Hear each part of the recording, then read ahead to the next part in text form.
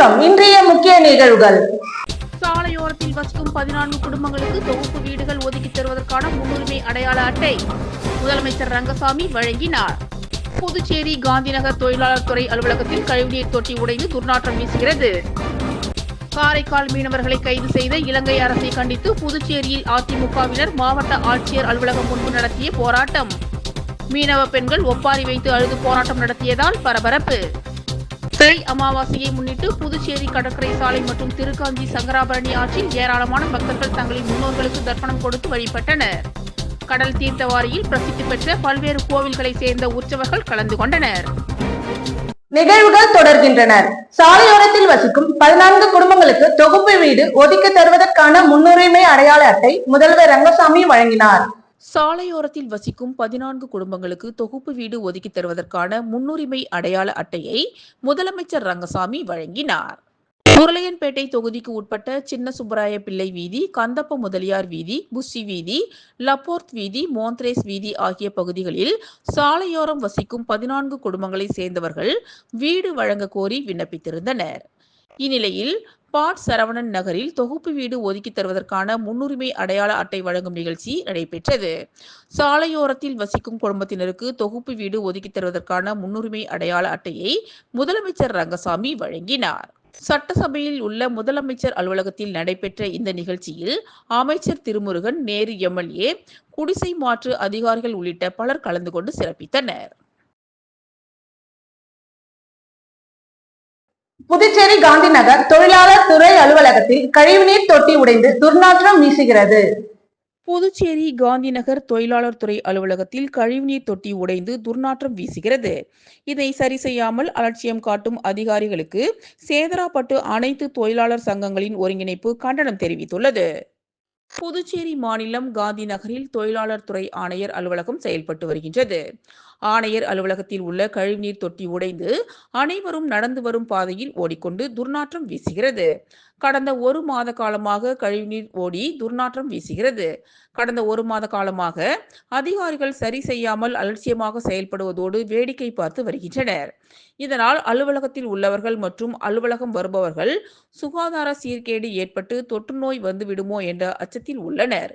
அதிகாரிகளின் இந்த அலட்சிய போக்கை சேதராப்பட்டு அனைத்து தொழிற்சாளர் தொழிற்சங்கங்களின் ஒருங்கிணைப்பு வன்மையாக கண்டித்துள்ளது. கடந்த 1 மாத காலமாக தொழிலாளர் துறை ஆணையர் அலுவலகத்தில் கழிவுநீர் தொட்டியில் இருந்து வெளியேறி துர்நாற்றம் வீசும் தொட்டியை உடனடியாக சரி செய்ய வேண்டும் என்று துணைநிலை ஆளுநர் தலையிட்டு சட்டப்படி விசாரணை நடத்தி நடவடிக்கை எடுக்க வேண்டும் என்றும் சேதராப்பட்டு அனைத்து தொழிற்சங்கங்கள் தொழிலாளர்கள் ஒருங்கிணைப்பு சார்பில் கேட்டுக்கொள்ளப்பட்டுள்ளது. காரைக்கால் மீனவர்களை கைது செய்த இலங்கை அரசை கண்டித்து புதுச்சேரியில் அதிமுகவினர் மாவட்ட ஆட்சியர் அலுவலகம் முன்பு நடத்திய போராட்டத்தில் மீனவ பெண்கள் ஒப்பாரி வைத்து அழு போராட்டம் நடந்ததால் பரபரப்பு ஏற்பட்டது. கைது செய்யப்பட்ட மீனவர்களை விடுவிக்க மத்திய மாநில அரசுகள் உடனடி நடவடிக்கை எடுக்க வலியுறுத்தியும் புதுச்சேரி அதிமுக சார்பில் கண்டன ஆர்ப்பாட்டம் மாவட்ட ஆட்சியர் அலுவலகம் முன்பு நடைபெற்றது.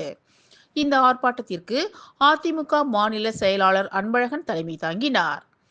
இந்த ஆர்ப்பாட்டத்தை தொடர்ந்து தமிழக மீனவர்கள் மீது தாக்குதல் நடத்தி கைது செய்யும் இலங்கை அரசை கண்டித்தும் அவர்களை விடுவிக்க வலியுறுத்தியும் கண்டன கோஷங்களை எழுப்பினர்.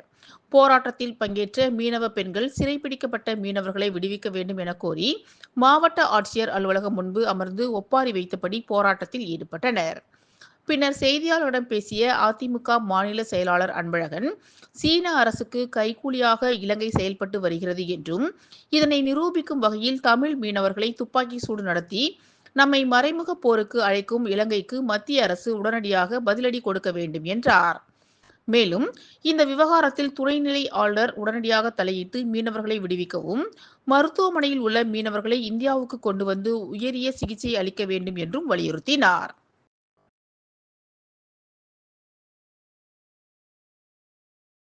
வேல்ராம்பட் ஏரிக்கரை சாலை மறுசீரமைப்பு பணி சட்டமன்ற எதிர்க்கட்சி தலைவர் திரு சிவா பூமி பூஜை செய்து தொடங்கி வைத்தார். வேல்ராம்பட் ஏரிக்கரை சாலை மறுசீரமைப்பு பணிகளை சட்டமன்ற எதிர்க்கட்சி தலைவர் சிவா தொடங்கி வைத்தார். வில்லியனூர் சட்டமன்ற தொகுதிக்கு உட்பட்ட கொம்பாக்கம், குப்பம்பேட் சாலை மற்றும் முதலியார்பேட்டை தொகுதிக்கு உட்பட்ட வேல்ராம்பேட் ஏரிக்கரை சாலை மறுசீரமைப்பு பணிக்கு 86,56,000 ரூபாய் மதிப்பீட்டில் பூமி பூஜை விழா சட்டமன்ற எதிர்க்கட்சித் தலைவர் இரா சிவா அவர்கள் மற்றும் முதலியார்பேட்டை சட்டமன்ற உறுப்பினர் சம்பத் அவர்களுடைய தலைமையில் நடைபெற்றது. இந்த விழாவில் பொதுப்பணித்துறை தலைமை பொறியாளர் முனைவர் தீனதயாளன், கண்காணிப்பு பொறியாளர் வீரசெல்வம், கட்டிடங்கள் மற்றும் சாலைகள் கோட்டம் செயற்பொறியாளர் சீனிவாசன், உதவி பொறியாளர் பார்த்தசாரதி, இளநிலை பொறியாளர் முருகன் மற்றும் ஒப்பந்ததாரர் MS ஓம் பிரணவ் ஆகியோர் கலந்து கொண்டனர். விழாவில் முக்கிய பிரமுகர்களும் ஊர் பொதுமக்களும் கலந்து கொண்டு பூமி பூஜையை சிறப்பித்தனர். கழிவுநீர் வாய்க்கால்கள் குப்பை கழிவுநீர் தேங்கி உள்ளதால் கொசுக்கள் உற்பத்தியாகி தொற்றுநோய் பரவும் அபாயம். பொதுப்பணித்துறை அமைச்சர், பொதுப்பணித்துறை அதிகாரிகள் உடனடியாக நடவடிக்கை மேற்கொள்ள நாம் தமிழர் ரமேஷ் கோரிக்கை. புதுச்சேரி காந்தி வீதி, ஈஸ்வரன் கோவில், முத்துமாரியம்மன் கோவில் வீதியை சுற்றியுள்ள கழிவுநீர் வாய்க்கால்களில் குப்பை கழிவுநீரில் தேங்கியுள்ளதால் கொசு உற்பத்தியாகி தொற்றுநோய் பரவும் அபாயம் ஏற்பட்டுள்ளது.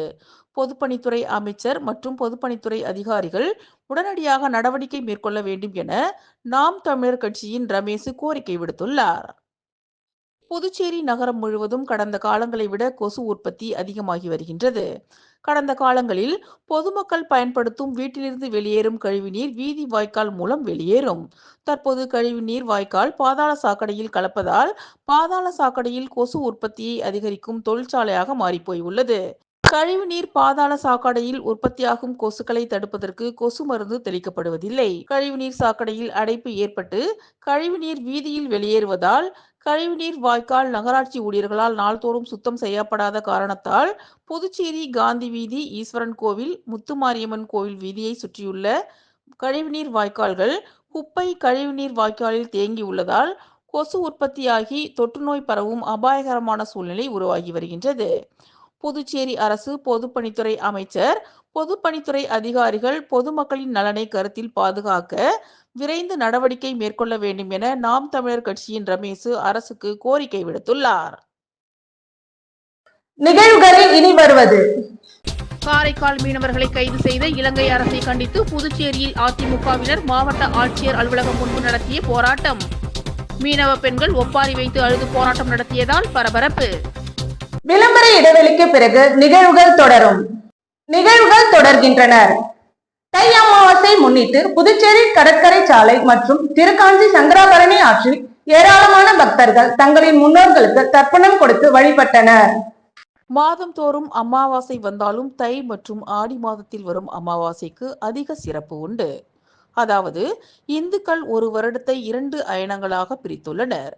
தை முதல் ஆணி வரை உள்ள 6 மாதம் உத்தராயணம் காலம் என்றும், ஆடி முதல் மார்கழி மாதம் வரையிலான காலம் தட்சநாயன காலம் என்றும் அழைக்கப்படுகிறது. இந்த 2 அமாவாசையும் வழிபாட்டுக்கு புண்ணிய தினம் என்று சாஸ்திரங்கள் கூறுகின்றன.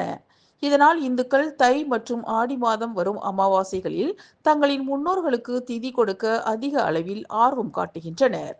இந்நிலையில் தை அமாவாசையான இன்று புதுச்சேரி கடற்கரை மற்றும் திருக்காஞ்சி சங்கராபரணி ஆறு உள்ளிட்ட பகுதிகளில் பொதுமக்கள் அதிக அளவில் குவிந்து தங்களது முன்னோர்களுக்கு தர்ப்பணம் செய்து வழிபட்டனர்.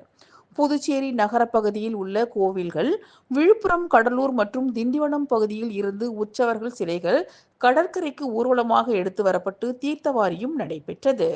குறிப்பாக மணக்குள விநாயகர், வேதபுரீஸ்வரர், வரதராஜ பெருமாள், காமாட்சி அம்மன், சாரம் சுப்பிரமணியர், லாஸ்பேட்டை சுப்பிரமணியர் கோயில், ரேணுகா பரமேஸ்வரி அம்மன், சுந்தர சபரீஸ்வரர் கோவில், கௌசிக பாலசுப்பிரமணியர் உள்ளிட்ட பல்வேறு கோவில்களில் இருந்து உற்சவர்கள் கொண்டு வரப்பட்டனர். இதில் ஏராளமான பக்தர்கள் கலந்து கொண்டு சுவாமி தரிசனம் செய்தனர்.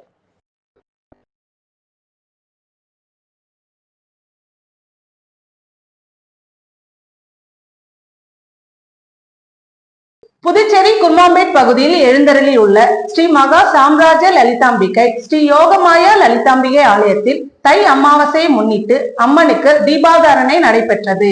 இதில் திரளான பக்தர்கள் பங்கேற்று அம்மனை வழிபட்டு சென்றனர். புதுச்சேரி குருமாபேட் பகுதியில் அமைந்துள்ளது ஸ்ரீ மகா சாம்ராஜ்ய லலிதாம்பிகை மற்றும் ஸ்ரீ யோகமாயா லலிதாம்பிகை திருக்கோவில். இந்த திருக்கோவிலில் தை அமாவாசையை முன்னிட்டு ஸ்ரீ லலிதா மகாயாகம் நடைபெற்றது.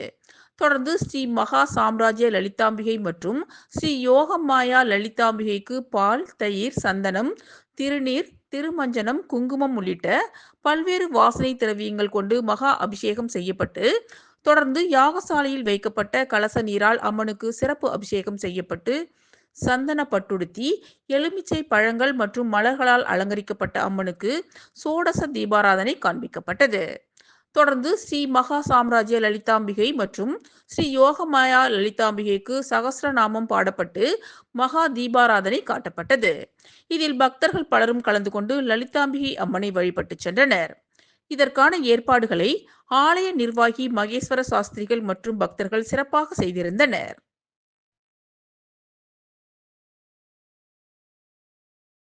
உசுடு சட்டமன்ற தொகுதிக்குட்பட்ட சேதநாத்தம் ஸ்ரீ முத்துமாரியம்மன் கோவில் ராஜகோபுரத்தின் வாசக்கால் வைக்கும் நிகழ்ச்சி அமைச்சர் சாய் ஜே சரவணகுமார் தலைமையில் நடைபெற்றது. புதுச்சேரி மாநிலம் ஊசுடு சட்டமன்ற தொகுதிக்கு உட்பட்ட சேந்தநத்தம் பகுதியில் ஸ்ரீ முத்துமாரியம்மன் கோவில் ஆலய திருப்பணி நடைபெற்று வருகிறது. இதில் முக்கிய நிகழ்வாக ஸ்ரீ முத்துமாரியம்மன் கோவில் ராஜகோபுரத்தின் வாசல்கால் வைக்கும் நிகழ்ச்சி இன்று நடைபெற்றது. இந்நிகழ்ச்சியில் ஆதி திராவிடர் நலத்துறை அமைச்சரும் தொகுதியின் சட்டமன்ற உறுப்பினருமான சாய் ஜே சரவணகுமார் மற்றும் அவரது துணைவியார் அண்ணா பிரபாவதி ஆகியோர் கலந்து கொண்டு விழாவிற்கு தலைமை தாங்கி வாசல்கால் வைக்கும் நிகழ்ச்சியை தொடங்கி வைத்தனர். இதனைத் தொடர்ந்து ஆலயத்தில் அமைச்சருக்கு முதல் மரியாதை செய்யப்பட்டது. இந்நிகழ்ச்சியில் பாஜக தொகுதி ஒருங்கிணைப்பாளர் சாய் தியாகராஜன், ஆலய நிர்வாகி ஆறுமுகம் மற்றும் ஆலய நிர்வாகிகள் சேந்தநத்தம் பகுதியை சேர்ந்த பாஜக பிரமுகர்கள், கூட்டணி கட்சியினர், பொதுமக்கள் என ஏராளமானோர் கலந்து கொண்டு விழாவினை சிறப்பித்தனர்.